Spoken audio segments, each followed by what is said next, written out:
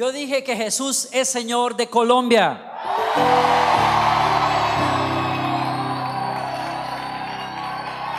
Declárelo con nosotros. Sé que ha estado de pie hace mucho rato y ha estado brincando, pero quiero ponerlo de pie otra vez y que levante esas manos conmigo y le digamos a Jesús: tú eres Señor en esta casa. Tú eres Señor de mi vida. Tú eres Señor y dueño de Colombia. A ti te la entregamos otra vez esta noche. A ti te rendimos a Colombia.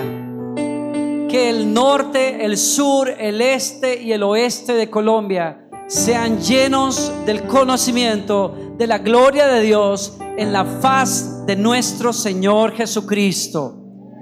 Nosotros oramos que los ojos del entendimiento se abran, que sean alumbrados para que podamos conocer a Cristo, y que la altura y la profundidad y la anchura del amor de Dios que fue revelado en nuestro Señor Jesucristo llene a Colombia, llene a la iglesia y nos llene a nosotros en esta noche, en el nombre de Jesús.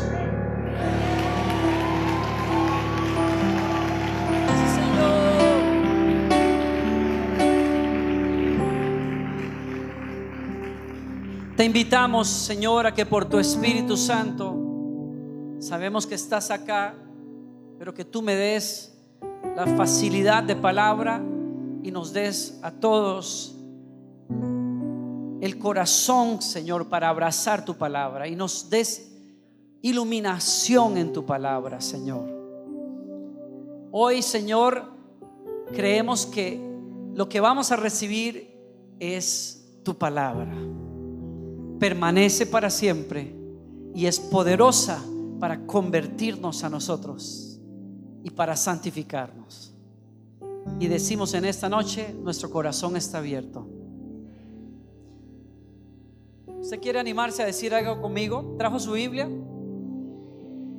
O bueno, ¿trajo su celular? La iglesia donde estamos pastoreando tiene aproximadamente 50 años de que fue fundada por un hombre de Dios que se llama John Austin, y es legendario en muchas partes del mundo porque es un padre de padres espirituales. Por muchos años él recibió en Houston a pastores de todas partes del mundo para refrescarlos espiritualmente y enseñarles la palabra de Dios. El programa de televisión que él comenzó con la ayuda de su hijo, pues le dio la vuelta al mundo, y por muchos años él estuvo enseñando lo que es la fe y cómo opera la fe en la vida de las personas a través de la palabra de Dios. Y entonces yo lo conocí así. Hace 25 años yo trabajaba en una oficina de un ministerio cristiano en Costa Rica y veía su programa por la televisión. Por eso me parece, a veces no salgo del asombro de verme parado allí compartiendo la palabra de Dios, porque recibí de ese ministerio muchísimo. Y él acostumbraba, y hoy lo hacemos como honrando ese legado de fe, que tomamos nuestra Biblia y decimos antes de escuchar la palabra de Dios: esta es mi Biblia. Dígalo conmigo: esta es mi Biblia. Soy todo lo que dice que soy. Tengo todo lo que dice que tengo. Puedo hacer todo lo que dice que puedo hacer. Hoy recibiré la palabra de Dios. Confieso que mi mente está alerta, mi corazón está receptivo. Nunca más seré igual. Estoy a punto de recibir la incorruptible, indestructible, siempre viva semilla de la palabra de Dios. Nunca más seré igual. Nunca, nunca, nunca. Nunca más seré igual, en el nombre de Jesús. Amén.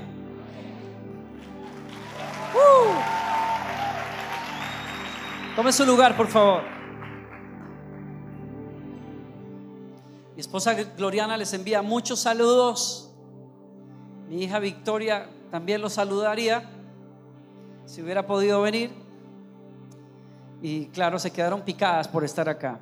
Yo quiero agradecerles profundamente al Centro Bíblico, al pastor Rafael, a su esposa, a sus hijos, al equipo del pastor Julio César Chiqui, por invitarme. Qué honor estar con ustedes esta noche. Venimos directo prácticamente del aeropuerto para acá. Logramos llegar, gracias a Dios. Le contaba a los pastores, y la razón de este comentario es porque quiero disculparme con ustedes y con todos ustedes, los organizadores, por no haber estado aquí anoche, llegar anoche para estar temprano esta mañana con ustedes. Quise ser doblemente cuidadoso con los pasaportes e hice exactamente lo contrario. El pasaporte de mi hija y el mío comparten el mismo formato y el mismo color. Así es que, estando en mi casa, antes de salir de viaje, tomé los pasaportes de los tres. Le dije a mi esposa: voy a sacar el tuyo y el de mi hija porque no quiero pasear con ellos en Colombia y en Guatemala, donde voy a estar. Déjatelos acá en este lugar. Perfecto. Y salimos de viaje, fuimos a San Antonio, 5 horas y media conduciendo para estar en un campamento de jóvenes. Y ayer salgo a las 5 de la mañana para poder estar acá. Viajé todo el día. A las 4 de la tarde estoy esperando, haciendo la fila en Avianca para que chequeen mis documentos. Los saco del bolsillo y me doy cuenta que es el de mi hija.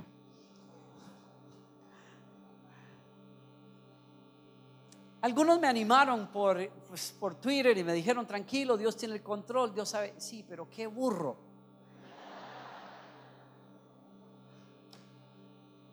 Fue una de esas burradas así. Alguien también me dijo que es la edad. Yo no acepto esas confesiones.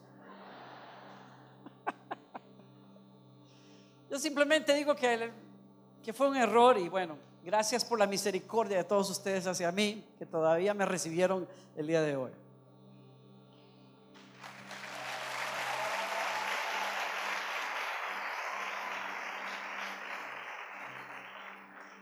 Hechos capítulo 15, el verso 36, se los quiero mencionar porque quiero pedirles algo. Quiero pedirles que, si tienen un teléfono, un iPad o una hoja, tomen nota de algunas cosas que ustedes van a escuchar en esta tarde. No hay mejor memoria que la que está en la punta de un lapicero. Y hay algunas de estas cosas que vamos a querer recordar. No lo vamos a leer, pero es un pasaje que quiero que ustedes revisen en casa. Es un momento de transición. Diga conmigo: transición. Pablo está emprendiendo un viaje misionero. Sabe que lo que viene al frente de él es un reto muy grande. Es llevar el evangelio a lugares donde nunca se ha predicado. Hablar públicamente por primera vez del mensaje de nuestro Señor Jesucristo. Va a haber gente que lo va a querer apedrear, va a ser azotado, lo van a echar algunas personas. Los judíos no lo quieren ver, los gentiles no lo entienden, y Pablo está armando un equipo para volver a lanzarse a ese mundo a predicar el evangelio de nuestro Señor Jesucristo. Había fundado ya iglesias en algunas de esos pueblos y ciudades en el primer viaje, y entonces en el segundo viaje Pablo quiere ir más allá. Es un momento clave, pero se da un pequeño altercado con uno de sus compañeros de viaje, porque Bernabé quiere llevar a un familiar suyo. Juan Marcos había estado con ellos en el viaje anterior, pero no más comenzando el viaje, Juan Marcos se echó para atrás y regresó a casa. Y aquello había indignado tanto a Pablo que cuando Bernabé quiere traerlo otra vez con ellos, Pablo le dijo: no way, José, ese no va con nosotros, ese nos abandonó. Yo quiero gente a la que no tengo que estar mimando en el camino. Le estoy poniendo palabras a Pablo. Yo no puedo estar atendiendo a bebés en este momento. Yo necesito gente que se para atrás mío y aprende lo que tiene que aprender y hace lo que tiene que hacer, porque estamos en guerra. Predicar el evangelio no es cosa fácil en un mundo que es hostil. Necesito que los jóvenes o la gente que está conmigo estén conmigo. Y Bernabé discute con Pablo y le da todas las cualidades que pueda tener Juan Marcos para seguir en el viaje. Y Pablo le dice: lo siento mucho, si tú quieres ir con él, tú puedes hacer tu propio viaje, yo me voy solo. Y entonces hay un vacío, de alguna manera, por decirlo de alguna manera, en el equipo misionero de Pablo. Y es curioso porque lo que estamos a punto de revisar es que en ese momento de transición en que Pablo arranca casi solo, pudiendo quedarse solo, llega a una ciudad y se encuentra con una sorpresa. Se encuentra con que en esa ciudad la gente le habla bien de un joven. Hechos 16:1 dice: y llegó Pablo a Derbe y después a Listra, donde se encontró con un discípulo llamado Timoteo, hijo de una mujer judía creyente pero de padre griego, y los hermanos en Listra y en Iconio hablaban bien de Timoteo, así que Pablo decidió llevárselo. En un momento en donde hay falta de mano de obra, en un momento donde Pablo mismo, como un entrenador de líderes, siente la necesidad de invertirse en otra persona, puesto que un candidato renuncia a su puesto, Pablo no se queda tranquilo, sino que llega a una ciudad y lee que en esa ciudad hay un potencial discípulo, un misionero en potencia que puede echarle la mano a él y convertirse en alguien que recibe el legado que él va a dejar. Y ese es Timoteo.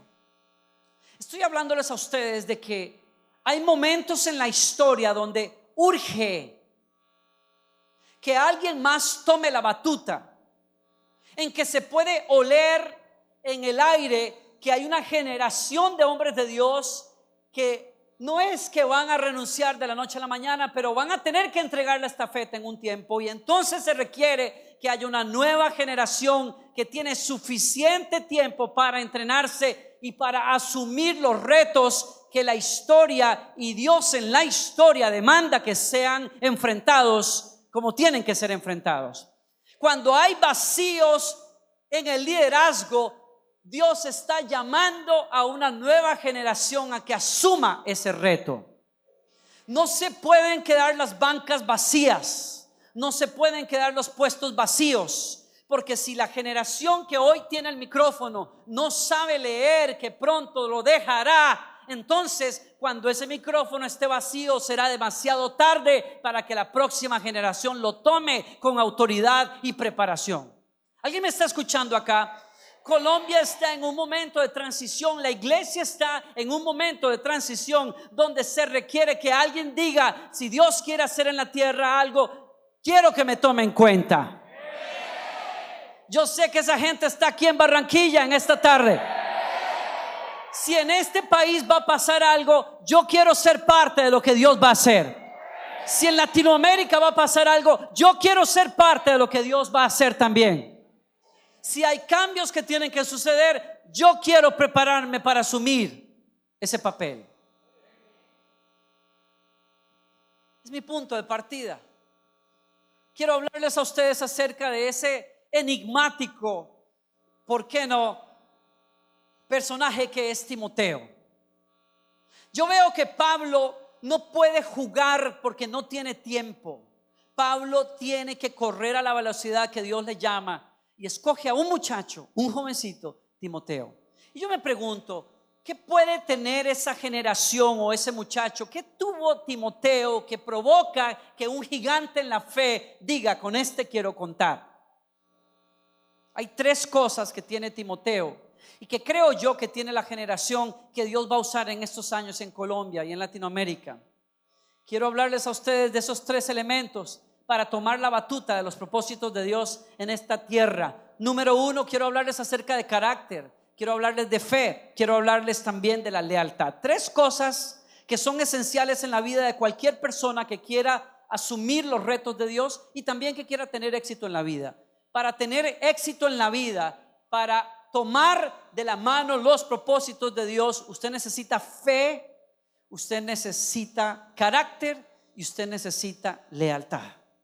Tres cosas. Y esas tres cosas las encuentro en los escritos de Pablo refiriéndose a Timoteo en varios lugares. ¿Quién es Timoteo? La Biblia dice simplemente que es hijo de esta señora, una señora de la que Pablo dice te instruyó muy bien en las cosas de Dios. Se habla de que su padre era griego, pero no se dice mayor cosa. Cuando Pablo dice que era griego, está diciendo dos cosas en esencia. Uno, está diciendo que no abrazaba la fe hebrea, y dos, que era un impío. O sea que estamos hablando de un muchacho que no viene de un hogar cristiano ni crecido en una iglesia, mucho menos, por supuesto. Estamos hablando incluso de un hogar donde quizás hubo diferencias, pero sin importar cuál haya sido el trasfondo, Timoteo tiene las cualidades básicas para entrar en la mejor escuela que alguien pudo haber disfrutado en el primer siglo, porque lo esencial que se requería lo tenía Timoteo.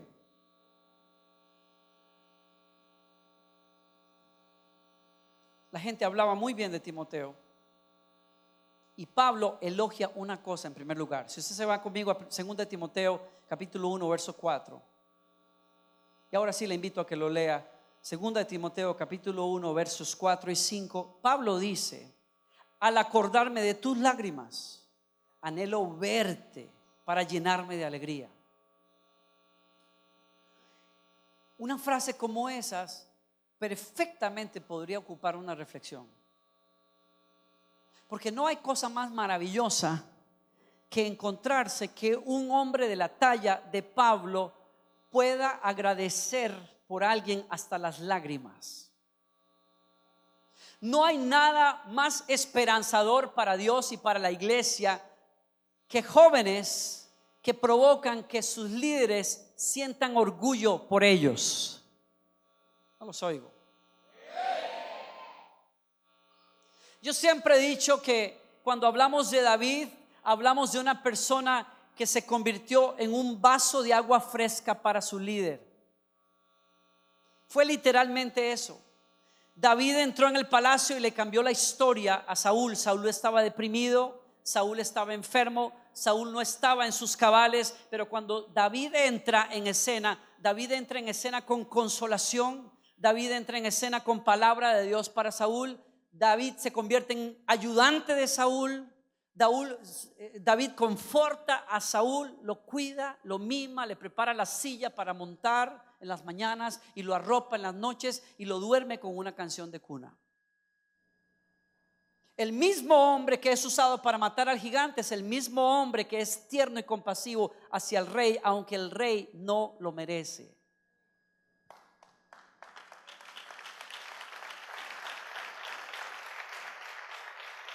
Hay una clave para nosotros acá.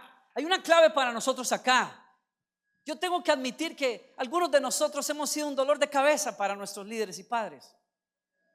No tienen que decir amén, porque no se dice amén, quiere decir así sea, y yo no quiero que sea así. Hemos sido un dolor de cabeza en vez de ser un vaso de agua fresca. Pero bendito sea Dios cuando Dios encuentra gente como la que está en este lugar, que somos una brisa fresca en la vida de nuestros líderes. No andamos causando problemas, sino que causamos que nuestros líderes no puedan parar de decirle a Dios gracias, porque puedo pastorear gente así.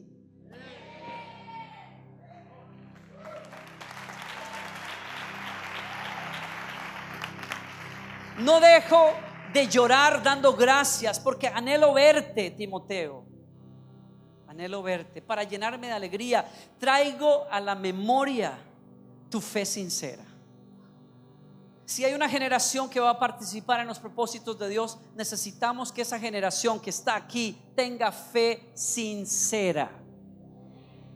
No es tiempo para gente que usa máscaras. Este no es tiempo para personas que pretenden ser cristianos. Este no es tiempo para personas que simpatizan con las cosas cristianas. Este no es tiempo para personas que dicen: a mí me gusta la espiritualidad cristiana y por eso voy a participar de eso. Pero su fe carece de profundidad, de fundamento y sobre todo de coherencia. Este es un tiempo, y escúchame lo que le estoy diciendo, el destino de nuestros países en términos de la fe depende de lo que los cristianos del día de hoy hagamos en este momento. Si conocemos nuestra fe, si abrazamos nuestra fe, si la pasamos a la siguiente generación como debemos de pasarla. Parece que dije eso en chino porque Pablo sabía Si ustedes leen los escritos y las cartas de Pablo, las cartas pastorales de Pablo están escritas en un momento crítico en la historia donde la persecución está comenzando a arremeter contra los primeros cristianos, y Pablo, urgido por el Espíritu Santo, le escribe a los discípulos del primer siglo, incluido su discípulo Timoteo, y le dice: ten cuidado de la fe que recibiste. La razón por qué Pablo, número uno, escogió a Timoteo es porque Timoteo era un ejemplo de fe sincera. Una fe que había estado primero en su abuela Loida y después en su madre Eunice, y ahora te anima a ti. De eso estoy convencido. Pablo ve a una persona que es discípulo de Cristo porque abrazó la fe que primero estuvo en los labios y en la vida de su madre y de su abuela. ¿Qué estoy diciendo con esto? Que una generación a la cual se le pueden confiar cosas es una generación que sabe recibir con respeto el legado de la fe, la historia de la fe, y entonces la transmite con cuidado. Una persona que sabe sentarse a los pies de otro a aprender humildemente y luego vive lo que se le enseña es una persona a la cual se le puede confiar que transmita eso también a otros.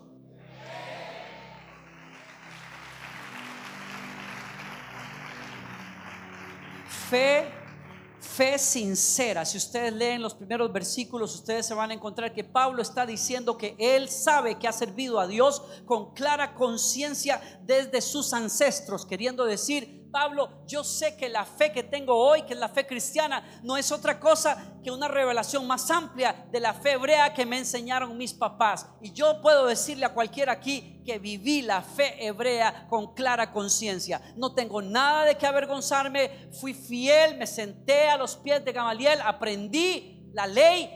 Equivocadamente practiqué matar a cristianos, pero mi conciencia era clara y sincera. Estaba perfectamente convencido de que la revelación que los hebreos tienen viene de Dios. Y por lo tanto ahora puedo decir que desde mis ancestros he servido a Dios con sinceridad. Fe sincera. No cuentos de viejas, no chismes, no mitos, no historias. La fe, como la llaman los santos apóstoles, la fe que nos heredaron los apóstoles, que escucharon a Jesucristo predicar, que lo tocaron, que palparon su poder, que lo vieron morir en una cruz, que lo vieron resucitar y ascender al cielo, y que recibieron el Espíritu Santo y luego por el Espíritu Santo escribieron el Nuevo Testamento. Esa es la fe.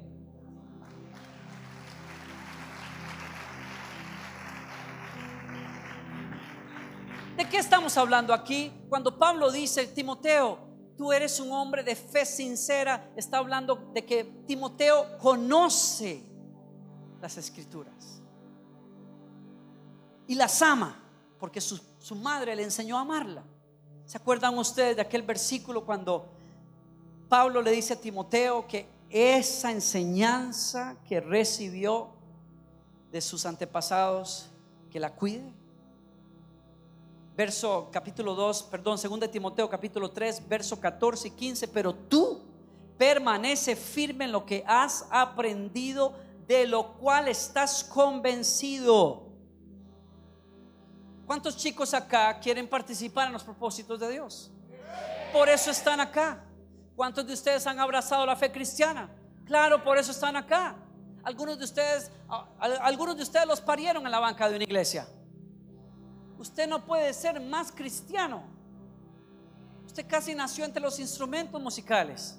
Usted no conoce otra cosa. Muchos chicos que están aquí no conocen otra cosa que es la iglesia. Pero yo me pregunto, ¿estás convencido de tu fe? Bueno, esa es otra historia. Porque para estar convencido yo necesito que mi intelecto conozca las Escrituras y que el Espíritu me las revele. Y entonces yo puedo estar convencido. ¿Amas tanto la fe cristiana como para tomarte tiempo para convencerte de que es la verdad? Y que es tan verdad que merece vivir por ella y morir por ella. Pues esa es la pregunta. Esa es la pregunta. Yo iba a dar un concierto en Londres hace unos años, y me topé a 3 chicos que conocí en un viaje aquí a Sudamérica. gente maravillosa, jóvenes, tendrían entre 18 y 25 años. Me pidieron que orara por ellos al final del concierto y les dije: pasen atrás y hablamos. Quería saludarlos de todas maneras. Me vienen a saludar con una Biblia en la mano que está en un idioma que yo no conozco.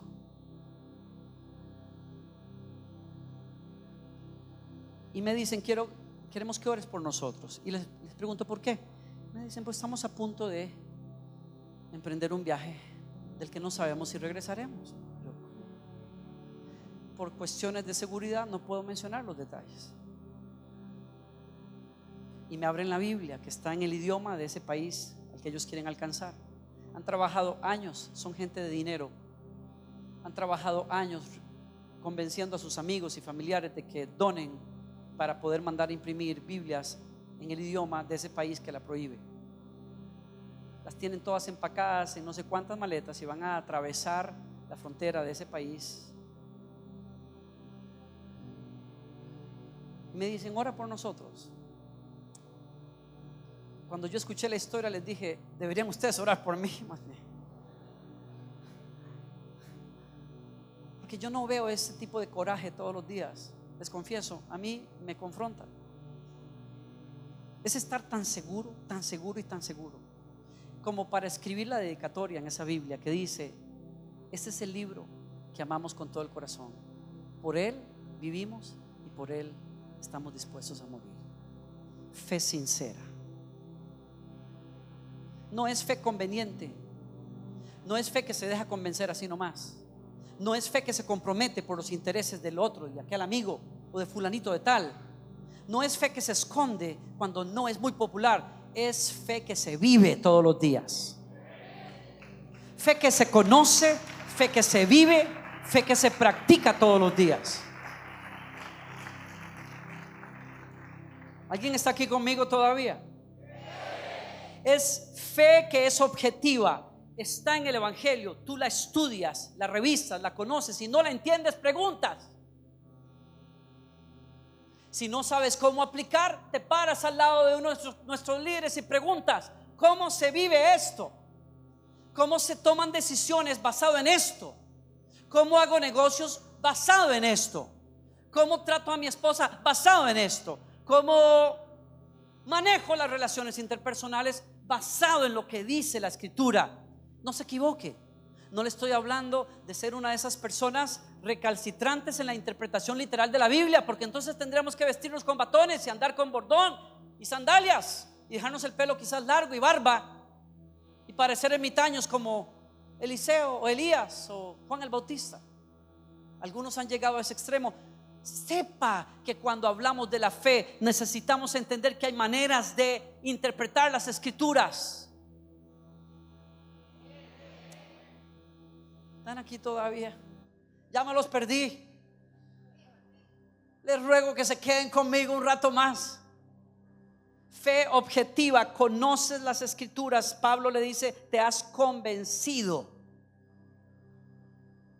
de lo que ellas dicen. ¿Sí? ¿Qué necesitas? Gracias, qué amable. Yo no sabía que yo transpiraba cuando compartía la palabra.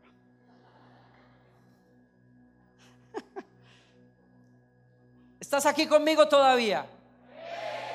Fe sincera que te anima a ti. Timoteo es alabado por Pablo porque Pablo ve que este muchacho aprendió muy bien de su madre y de su abuela, y la fe fue abrazada, fue internalizada, por decirlo de alguna manera, y fue demostrada en la manera de vivir de este hombre. No era una fe hueca, no era una fe en las nubes. Conversaba recientemente con alguien y le decía: tener fe no es tirarse al vacío. Nunca ha sido así. Abraham salió de Ur porque tuvo una revelación del Dios verdadero, que le fue demostrada como verdadera y certera a lo largo de toda una vida. Él se dio cuenta que lo que Dios decía era exactamente lo que pasaba después. Él se dio cuenta que las correcciones de Dios solo lo guiaban a la justicia. Él se dio cuenta de que Dios era fiel, era confiable, era veraz en todo lo que decía.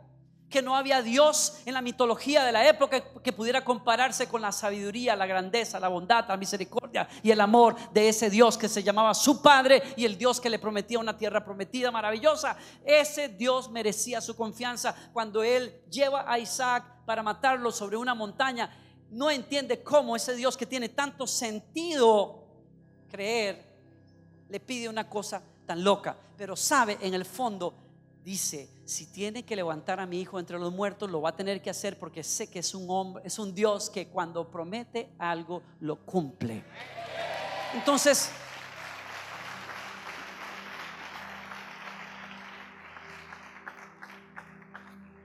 no es fe loca.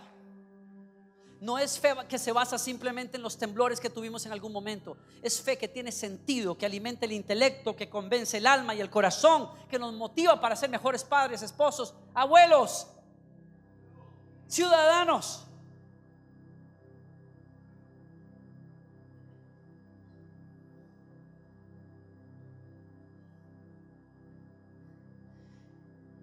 Avanzo a lo que tengo que decirles ahorita, pero les quiero recordar una cosa más.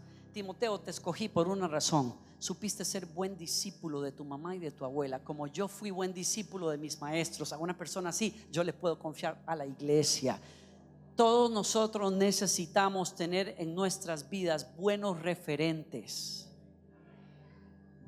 Tú necesitas clavar los ojos en personas que son dignas de ser imitadas, en personas honestas, en personas sinceras en la fe, en personas que lo que dicen es exactamente lo que hacen, en personas que son consecuentes. A esa gente imítala. En cualquier área de la vida, escuchen, en cualquier área de la vida donde uno quiera tener éxito, hay referentes buenos.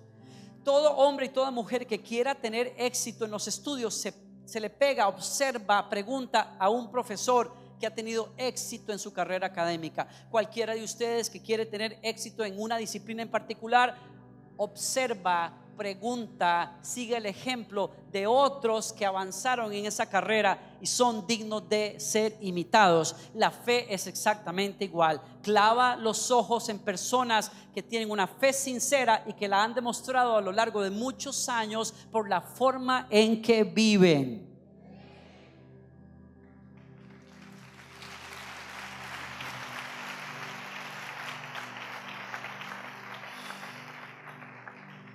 ¿Qué es lo primero que tú y yo necesitamos? Fe sincera. Literalmente en el griego, sin hipocresía. No es movida por intereses, no es movida por apariencias, no es movida por presión de los demás. Es fe sincera.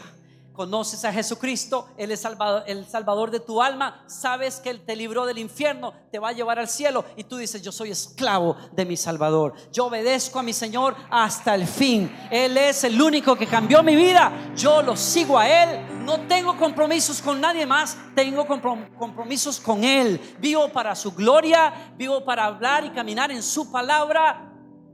Esa es mi agenda. Eso es fe sincera.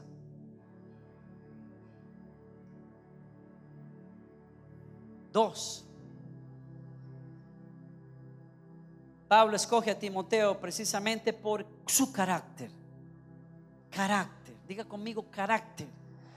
¿Y qué clase de carácter? Miren, si usted quiere leer conmigo en Filipenses capítulo 2, quiero que lo anoten por favor para poder avanzar. Filipenses capítulo 2 versos 19 al 22. Filipenses capítulo 2 versos 19 al 22. Les leo rápidamente. Espero en el Señor Jesús enviarles pronto a Timoteo, para que también yo cobre ánimo al recibir noticias de ustedes. Oigan esto: no tengo a nadie más que como él se preocupe de veras por el bienestar de ustedes, pues todos los demás buscan sus propios intereses y no los de Jesucristo. Pero ustedes, oigan esto, mírame para acá, oiga esto. Pero ustedes conocen bien la entereza de carácter de Timoteo, la firmeza del carácter de Timoteo, que cuando Él dice llego a las 8, llego a las 8. Que cuando Él dice cuenten conmigo, puedes contar con Él. Que cuando Él dice no, es no. Que cuando Él le dice a Dios yo voy, va, aunque vaya contra sus propios intereses. ¿Alguien me sigue acá? Pablo dice: los de ustedes que tienen el honor de tener a ese joven Timoteo cerca saben que no anda jugando, saben que tiene carácter, tiene pantalones para adorar a Dios y hacer su voluntad. Por eso yo puedo confiar en esa generación.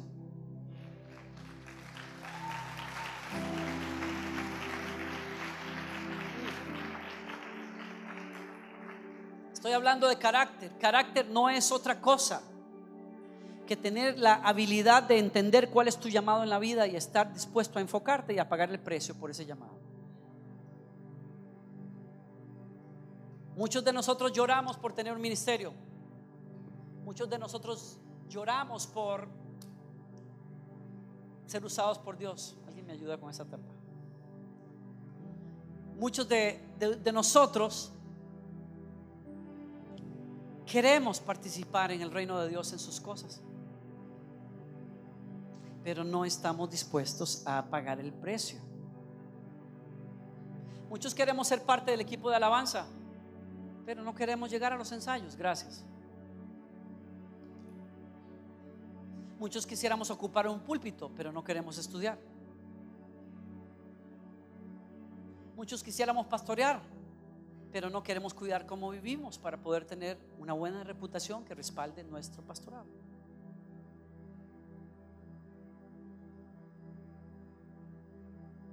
No hay nada que hable más fuerte que una buena reputación. Tú puedes tener las palabras más elocuentes, tú puedes tener los carismas del Espíritu más tremendos, pero nada te va a abrir más puertas que una buena reputación.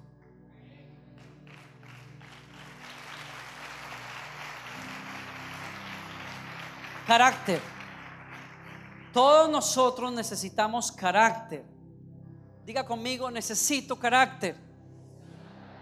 Usted necesita en su vida, por encima de cualquier cosa, carácter. Crecer en carácter. El carácter no se vende en los supermercados, tampoco se recibe por imposición de manos, no se recibe tampoco cuando el Espíritu Santo cae sobre nosotros. Crecemos en carácter todos los días con la ayuda del Espíritu Santo, pero nosotros tenemos que poner nuestra parte. Yo no puedo hacerte puntual poniéndote las manos encima. Tú te haces puntual cuando te obligas a levantarte temprano para entrar temprano al trabajo.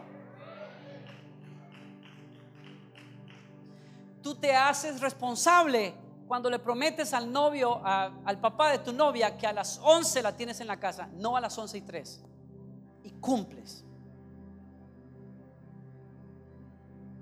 Ok.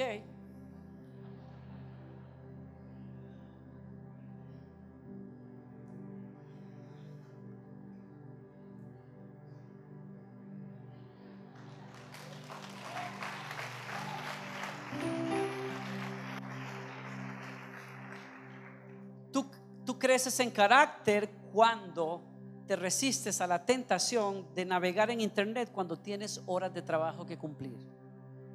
Nadie te está viendo, el jefe se fue a almorzar, pero la norma en la compañía es que tú no puedes y no debes navegar en internet cuando estás en la oficina.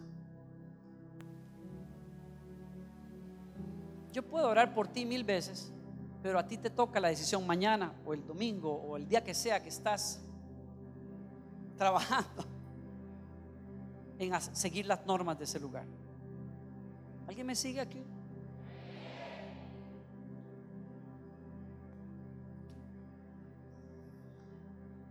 ¿Cómo se crece?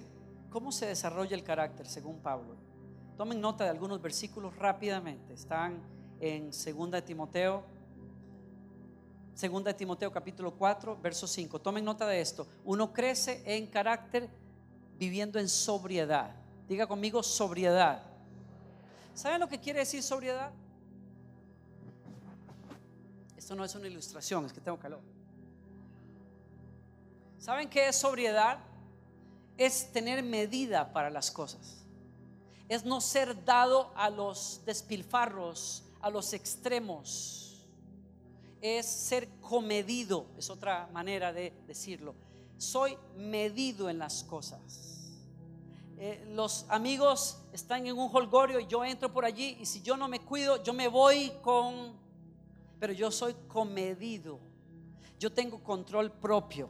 Yo sé cuándo decir puedo estar aquí y cuándo decir no, gracias. Soy comedido. Tomen nota de esa palabra. Uno crece en carácter cuando vive en sobriedad. 2, uno crece en carácter cuando se enfoca en lo que es importante. Te mantienes en la línea, enfocado. Primera de Timoteo 4, versos 15 y 16. Léanlo ustedes después. Pablo habla de tener enfoque, de estar ocupado, de ser persistente, de vigilarse, de tenerle un ojo a uno mismo. Esos son peldaños para crecer en carácter. ¿Están aquí conmigo? Si tú quieres crecer en carácter, deja de estar viendo qué hace el otro. Ponle ojo a qué haces tú. Ten la honestidad suficiente de estarte checando todo el tiempo, de ser honesto para admitir cuando te estás dando lujos que no te debes de dar, cuando te das libertades que no te debes de dar. Esa es la honestidad que hace que el carácter crezca. Uno no crece en carácter cuando tiene un líder atrás de uno diciéndole qué hacer y qué no hacer. Tarde que temprano tú le das la vuelta. Uno crece en carácter cuando asume responsabilidad por su propia vida moral.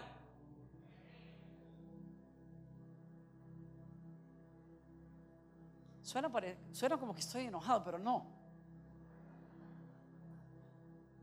Enfoque, ocupación, persistencia, vigilancia personal. Tomen nota de otro pasaje, 2 de Timoteo capítulos 2, versos 3 y 4. Sufrido. Uno crece en carácter cuando es sufrido. ¿Qué es ser sufrido? Es saber soportar. Saber soportar. Saber soportar. No hay persona que haya crecido en carácter que no haya tenido instancias en la vida donde ha tenido ganas de salir corriendo y se ha mordido los labios y ha dicho no me voy porque Dios me dijo esto.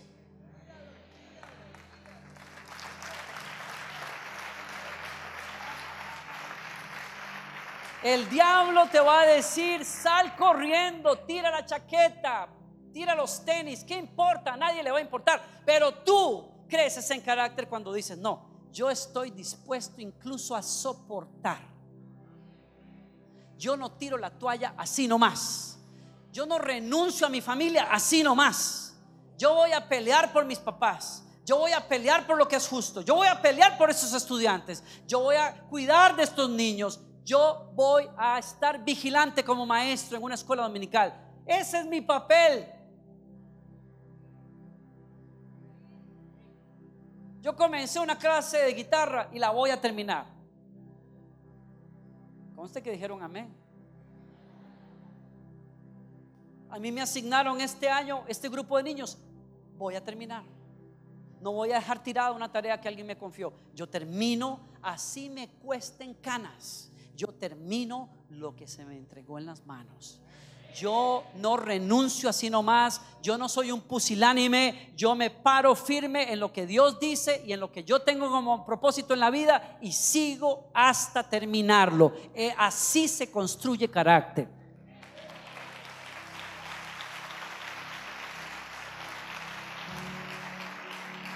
Mijo, en eso yo no te puedo ayudar. Yo espero que por la gracia de Dios que te esté inspirando en algún momento con lo que estoy diciendo, pero yo no te puedo ayudar en lo más mínimo. ¿Por qué? Porque yo no estoy contigo el lunes, la semana entrante. Tú estás contigo y estás solo en eso. Cuando la tentación toca la puerta, tú estás completamente solo. Yo no estoy ahí, el pastor no está ahí, nadie está ahí. Solo tú y Dios, que te ayuda a vencer si quieres crecer en carácter.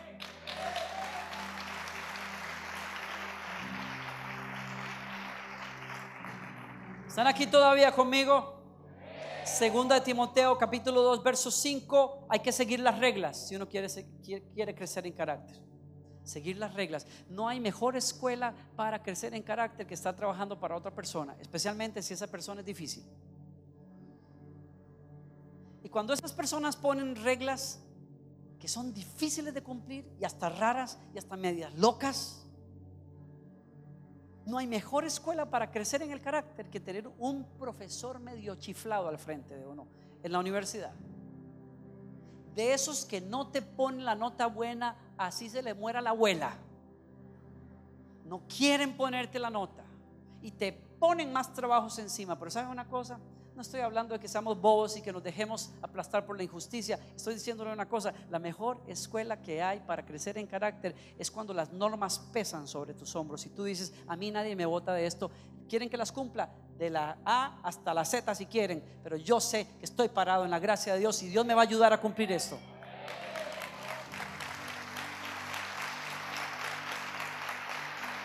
Por eso, si usted quiere crecer en carácter, porque usted es la generación que Dios va a usar, usted no va a conseguir carácter hablando estupideces ahí en la esquina con sus amigos por 3 horas.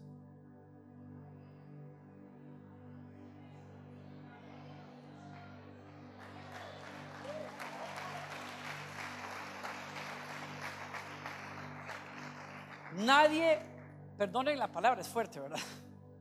Nadie ha crecido en carácter siendo un vago. Nadie.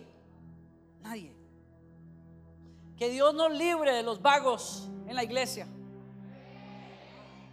Hay gente que dice: ay, hermano, yo sueño con que Dios me llame al ministerio para no tener que dedicarme a los trabajos mortales, fútiles, pasajeros, transitorios de este siglo. Yo quiero estar tocando arpa todo el día para la gloria de Dios.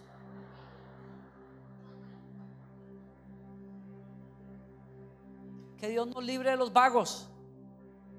Nadie que haya sido vago ha llegado a ninguna parte. La gran crisis de carácter que tienen los jóvenes en Latinoamérica es que queremos las cosas fáciles y las cosas buenas no son fáciles.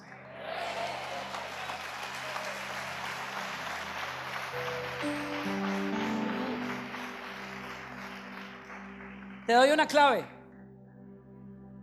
vas a tener que ser perseverante, vas a tener que trabajar muy duro, vas a tener que mantenerte en la línea, vas a tener que mantenerte un ojo en tu corazón para crecer en carácter. Y hay que trabajar duro. Según de Timoteo 2:6. Las cosas no se consiguen de la noche a la mañana. Si los jóvenes supiéramos ese principio, no seríamos víctimas tan fáciles del narcotráfico,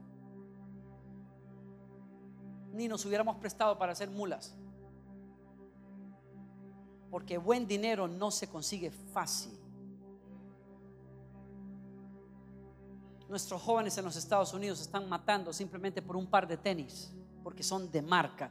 Somos una generación que se acostumbró a las cosas buenas que no me cuestan nada. Ninguno acá que esté persiguiendo cosas buenas o casas lindas o autos cómodos va a conseguir nada si no trabaja duro.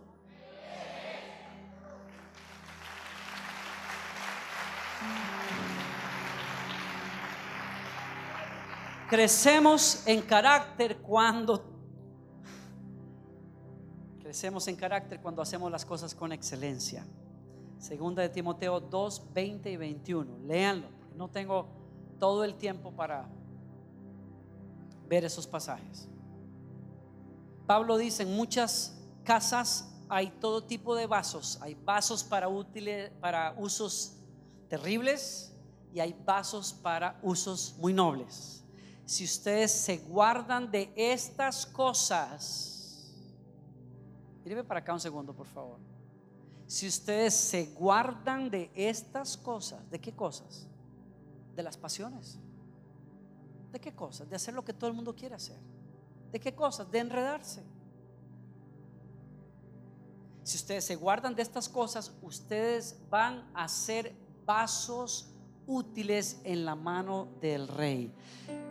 Quiere decir que si hay algo que Dios promueve, ama, observa, levanta, reconoce, es excelencia. Esta es la hora en que Dios levanta a una generación de Timoteos porque son excelentes en todo lo que hacen. La mediocridad se tiene que ir de aquí en el nombre del Señor. Dejar a medio palo el trabajo, dejar a medio palo la universidad, hacer las cosas a medias simplemente para quedar bien con el jefe, eso se acabó. Cuando hay un Timoteo presente, ese hombre va a la doble milla con tal de darle gloria a Dios, que es excelente. Cuando pinta una casa, la pinta bien. Cuando hace el jardín, lo hace bien. Cuando hace una obra de arte, es fuera de serie. Cuando escribe una canción, se pule en escribirla. Cuando entra en el estudio, hace el mejor trabajo. Cuando hace leyes, es justo y recto en lo que está haciendo. Cuando se para en la vida civil, es una persona intachable.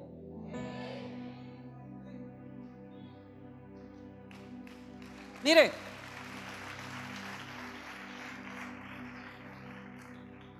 Daniel no fue puesto en lugares de prominencia simplemente por un don que tenía. El don, la gracia de Dios le abrió la puerta, pero el carácter lo sostuvo en lugares altos. No los escucho. Esa es la cosa. Vamos a otra realidad del día de hoy. La mayoría de nosotros admiramos el talento meramente. La iglesia está así. Muchas veces nos enloquecemos con el talento y creemos que el talento es la clave para que Dios nos use. Señores, el talento simplemente abre puertas, pero solo el carácter te ayuda a terminar la carrera.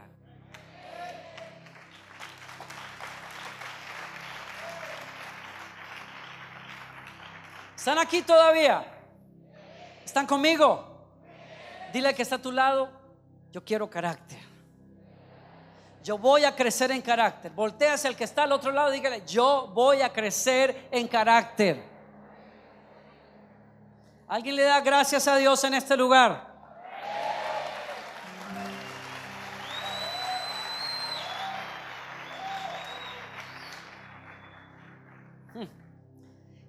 Tome nota de esto: el carácter no es un estilo de vida que se presume desde una azotea. Es una gema que se luce en el diario vivir. Si usted cree que el carácter es algo de lo que uno pavonea desde un micrófono, esa persona no tiene carácter. Uno no presume que es un hombre de carácter. Uno vive en las cosas sencillas de la vida con carácter.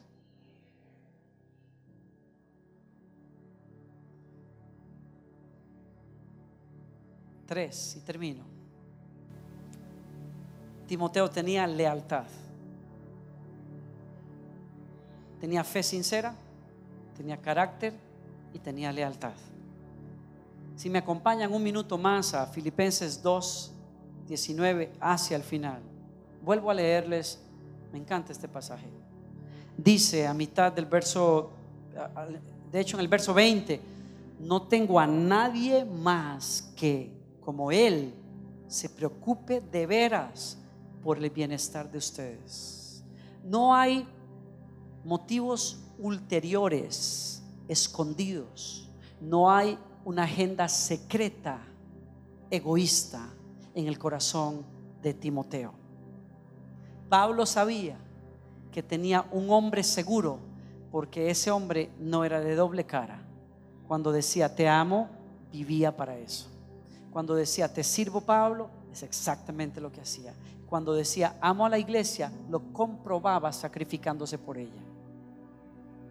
Nadie que tiene motivos dobles se sacrifica por las ovejas. Jesús dice: el que es un asalariado simplemente trabaja de 9 a 5 porque no le interesan las ovejas. Cuando hay peligro sale corriendo. Pero el pastor genuino de corazón da su vida, no le quita la vida a las ovejas, da su vida por las ovejas.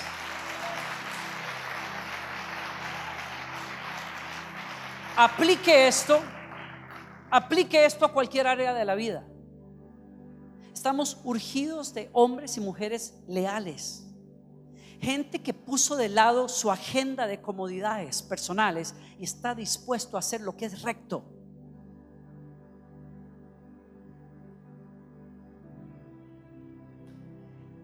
Colombia está urgida de una generación de jóvenes leales como Timoteo. Pablo dice: no tengo a otro como él, me urgen otros como él. ¿Por qué? Verso 22: ustedes conocen bien la entereza del carácter de Timoteo, que ha servido conmigo en la obra del evangelio como un hijo junto a su padre. Eso que acabo de leer al final, como un hijo junto a su padre, esa es la prueba de pruebas de la lealtad. Tú sabes que eres leal cuando tú puedes servir a tus padres y guardar las espaldas de tus padres. Tú sabes que eres leal cuando tú sirves a tus pastores y guardas las espaldas de sus pastores. Tú sabes que eres leal cuando velas no solamente por el negocio de tu jefe, sino que respetas y honras a la persona de tu jefe, porque es el que te pone la comida en la boca. En contraste con lo que acabo de decir, uno sabe cuando es leal cuando está listo para correr por el cheque el viernes, pero la lengua se le llena de críticas el domingo cuando el jefe no está cerca. Eso es desleal. ¿Alguien me sigue acá? Ser leal no es otra cosa que decidir a amar a una persona que ha sido asignada por Dios como importante en tu vida.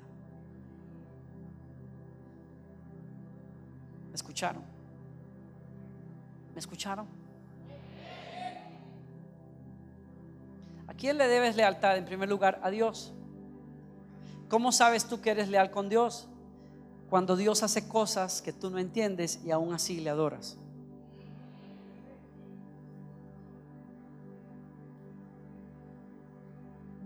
Mi esposa y yo nos casamos hace 8 años. Acabamos de cumplir 8 años. Soñábamos con nuestro bebé. Como algunos de ustedes saben, su servidor se esperó muchos años, demasiados años para casarse.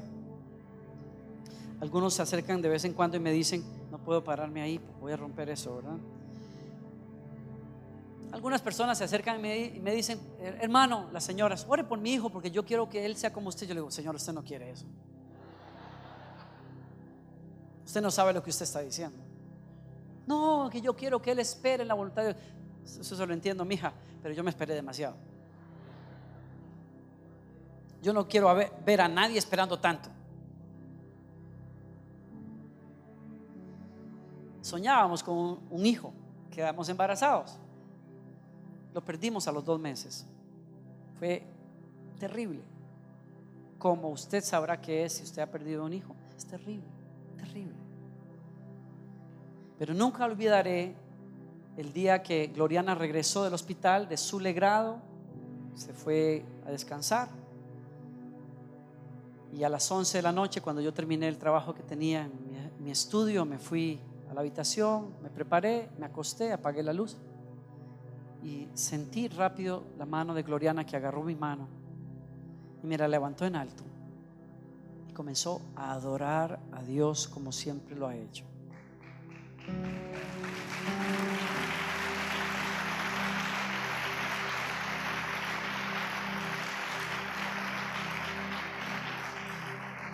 Y le dijo al Señor: yo no entiendo por qué pasan muchas cosas, ni tienes que explicarme. Lo que yo sí te tengo que explicar, Señor, es que yo te amo con todo mi corazón y no importa lo que pase, yo te voy a servir.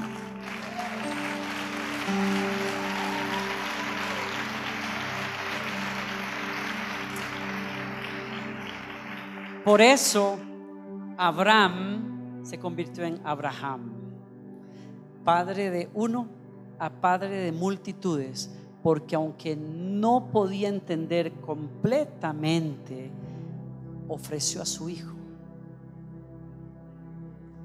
La prueba de las pruebas de la lealtad es cuando Dios hace cosas o permite cosas que tú no entiendes, pero tú no dudas de su carácter.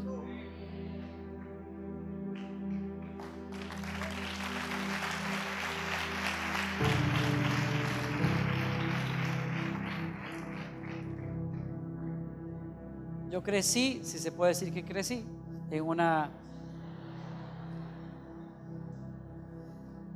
Yo estoy llegando a creer que necesito sanidad interior, yo creo. En una iglesia en Costa Rica, 14 años tenía yo cuando llegué ahí. Pasé mi adolescencia sirviendo a un hombre de Dios, don Raúl Vargas, Dinora, su esposa. Me abrazaron, me trataron como un hijo. Aprendí de ellos, aprendí a ver en un hombre la integridad, el trato hacia su esposa, la fidelidad, el temor de Dios. Lavó años de otras cosas que yo vi.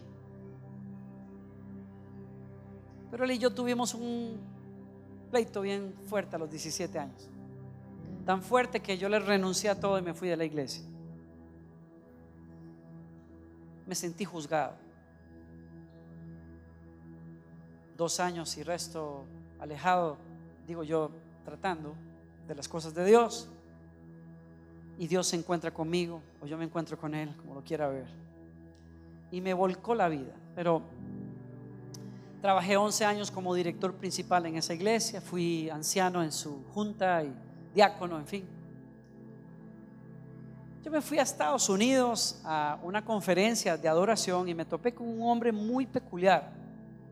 Casi no tiene voz, director de adoración por muchos años en Estados Unidos, pastor, que pierde su voz en una noche de adoración. Se lesiona tan gravemente la voz que tiene que ser operado y lamentablemente nunca recupera la voz. Aquello lo hace entrar en una especie de crisis de fe como la de Job, quizás. Escribe libros sobre eso.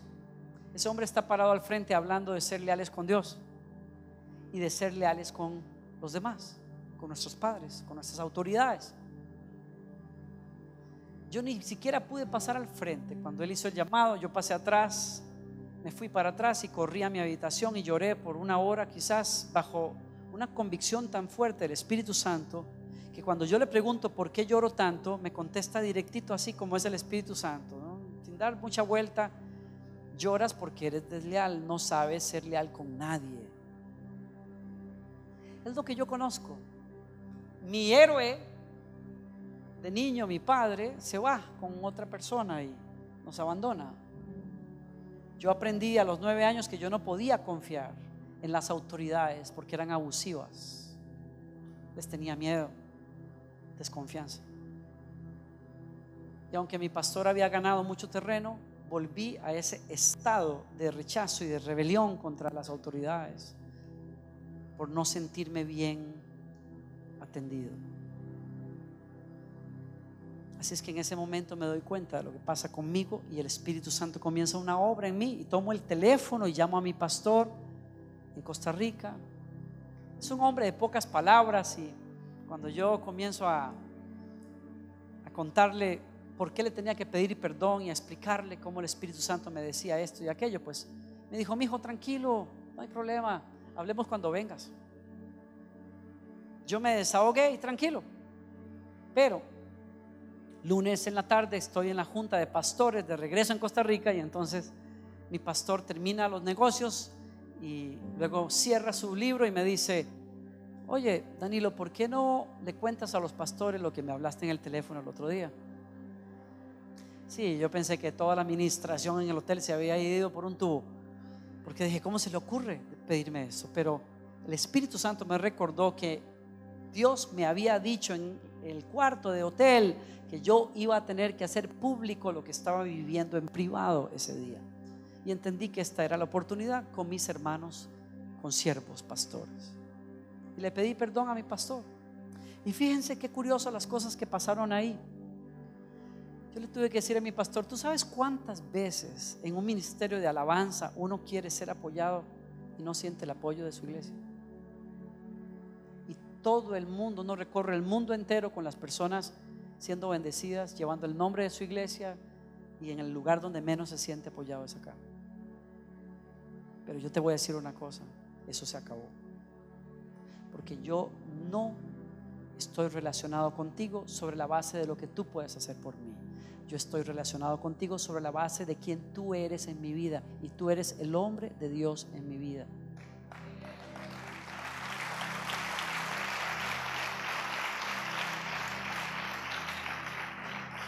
Quizás sea el pecado más terrible que yo le tuve que confesar a mi pastor. Le confieso otro.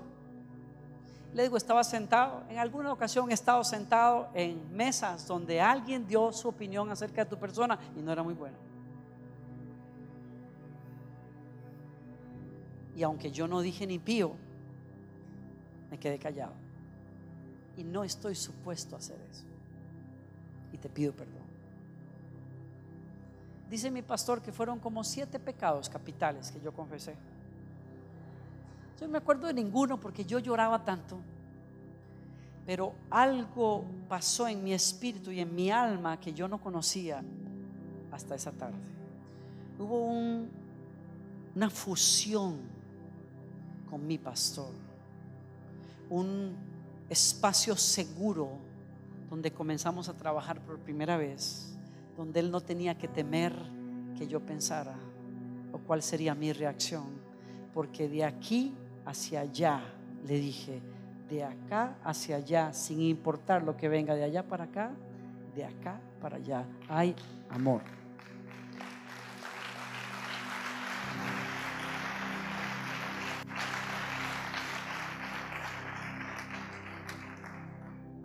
Yo termino acá porque esta palabra sé que tiene y cae en buena tierra.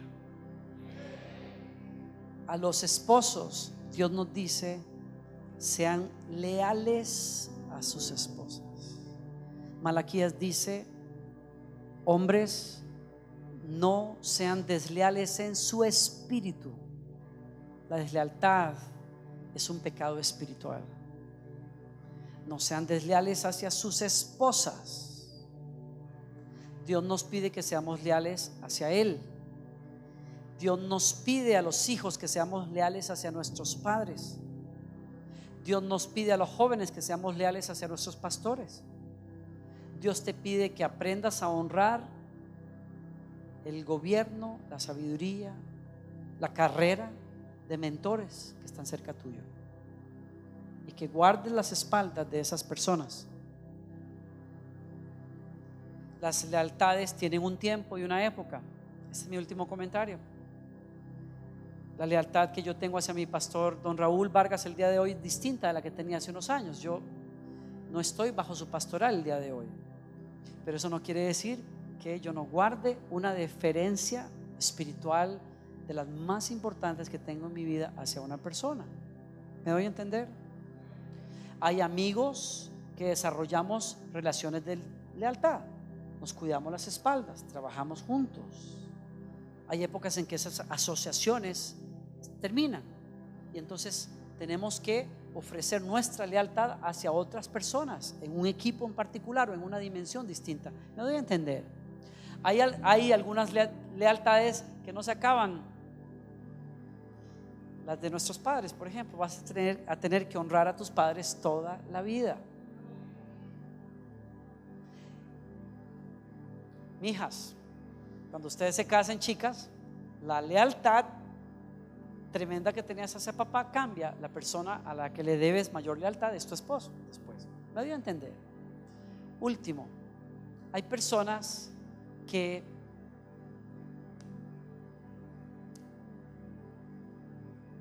desmerecen la deslealtad.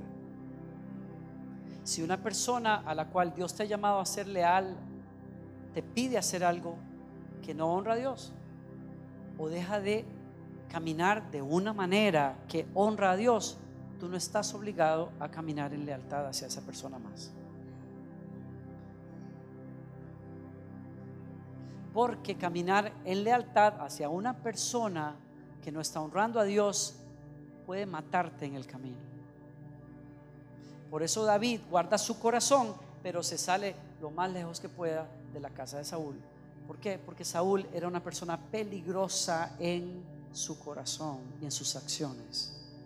Aún así, David jamás se atrevió a cortar siquiera el manto. Bueno, lo hizo y se arrepintió 1000 veces. Nunca levantó su mano contra ese hombre, porque sabía que había tenido la unción de Dios sobre su cabeza.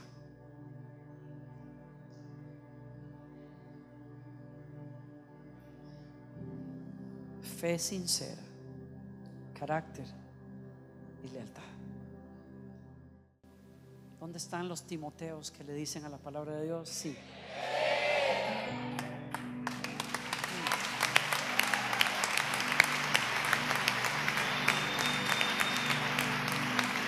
Póngase de pie donde usted esté, alza esas manos a Dios, ábrele el corazón al Señor y haga esta oración conmigo.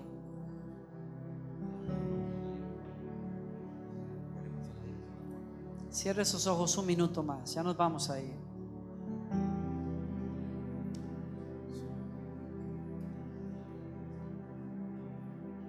Señor, recibimos tu palabra, porque aquí estamos en proceso, discípulos de nuestro Señor Jesucristo, discípulos de fuego en el Espíritu. Purifícanos hoy, Señor. Dígale conmigo: Señor Jesús, yo creo tu palabra, quiero seguirte toda la vida.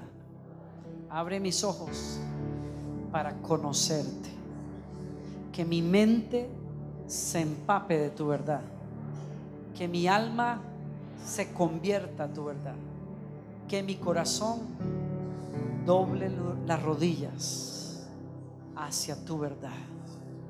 Hoy decidimos empaparnos del Evangelio, conocerlo, vivirlo en la vida diaria. Señor, te pedimos perdón por todas aquellas áreas donde hemos faltado al carácter. Sabemos que tu gracia es suficiente para nosotros, y donde somos débiles, tú nos haces fuertes. Vamos a decir, como dice Pablo: tu gracia es suficiente para mí.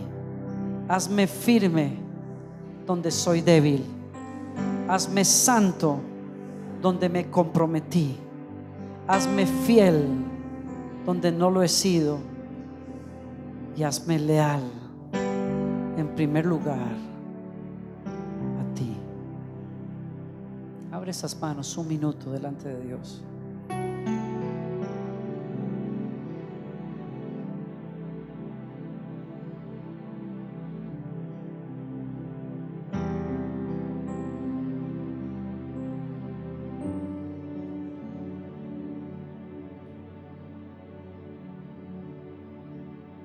Reciba del Espíritu del Señor gracia. No hay. Sansón vivió toda su vida con deslealtades y fallas de carácter, pero clamó a Dios, y la gracia de Dios en 3 minutos hizo lo que en muchos años no había logrado. Todo lo que aquí necesitamos es fe sincera, porque donde hay fe hay carácter del Espíritu que florece, y donde hay carácter del Espíritu hay lealtad hacia Dios y hacia las personas honorables de nuestra vida. Deja que el Espíritu Santo te llene, te levante. Si esta palabra se toma simplemente con nuestra voluntad, nos acaba, porque nadie es capaz aquí de ninguna de esas 3 cosas. Pero el Espíritu Santo está aquí, y la gracia de Dios te levanta, y la gracia de Dios te fortalece, y la gracia de Dios te convence, y la gracia de Dios te empuja hacia adelante, y la gracia de Dios te da nuevos deseos, nuevos motivos. Dios. La gracia de Dios te llena de anhelos por lo que es recto, por lo que es puro, por lo que es noble. Llénate de la gracia de Dios. En la presencia de Dios, en la presencia de Dios, en la presencia de Dios. Jesús se levanta de esa piedra y dice: Padre, si es posible, pasa de mí esta copa, pero no mi voluntad, sino la tuya. Cuando el ángel de Dios fue enviado para impartirle gracia. Tú hoy puedes decir: esta palabra que yo escucho me descalifica, pero el Señor te dice: no, todo lo contrario. Nadie califica más para vivir mi palabra que aquel que está quebrado y lo reconoce. Nadie está más cerca de ser lleno de la gracia que aquel que la ha perdido. Nadie está más cerca de Dios que el que está contrito y quebrantado en su corazón. Y eso se hace en este momento, cuando usted y yo decimos: Señor, yo no puedo, pero yo quiero. Tu gracia es suficiente. Tu amor siempre permanece. Oh, tu gracia es suficiente. Tu amor siempre permanece. Oh Cristo, tu gracia es suficiente. Tu amor siempre permanece. Oh, tu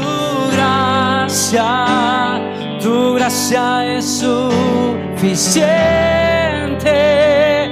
Tu amor siempre permanece. Oh Cristo,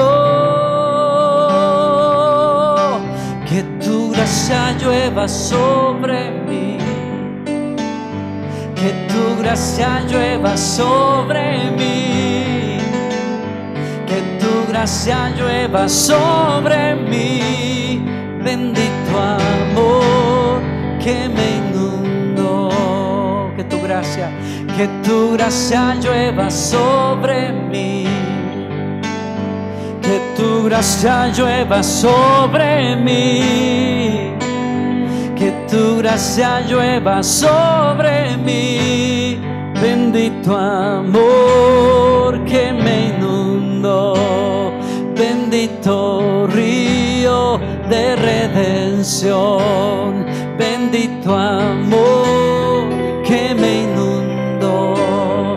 Bendito río de redención.